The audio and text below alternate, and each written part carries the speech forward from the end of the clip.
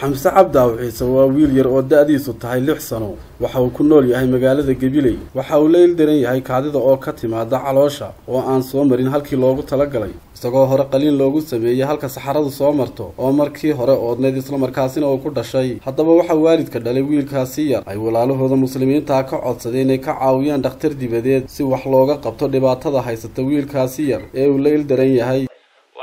muslimiinta ay ka codsanaya ilmaha yar oo dhibaataysan oo qalay 13 qalin oo Boorama iyo Kenya iyo Malaysia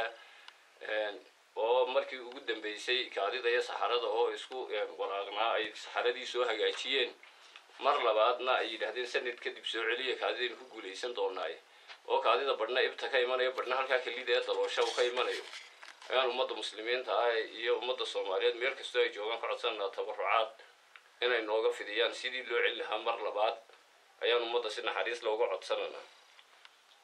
insha Allah ta'ala waxaan mar qaliinada badan u galay Kenya iyo Boorama waxyeelooyin ayaa ka gaadhay waxa go'ay xididada gudaha waa la xiriiriyay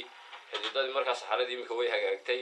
kaadida ayaa qaybsan oo dhakhtarku ugu talagalay sanadka kadib in xididada guduhu isku bogsadaan marka ay bogsadaan dib loo hagaajiyo ibtii lagu soo hagaajiyo Malaysia maanta dadkeen waa meesha dhakhtarka u tagnay loo doogahay gasbansifada inta ay taagan tahay qiimaha ay leedahay ma dadka muslimiinta waxaan ka codsananaa inay naga caawiyaan ilmaha dhibaatadu haysato ee muddada jiray imika waa ninka weyn ee dalka saan u malcawd quraanta dhigta oo guush ba sidii carruurta loo xidhaa guushkii baa ka yaraaday haddii surwaalkii loo xidhay surwaalkii baa nabarkii xoqayo oo uu dhiigayaa kaadidii baa ka iman soo kaadidii sooray leedahay waxay ku sameynaysaa infection aad buu dhibaataysan yahay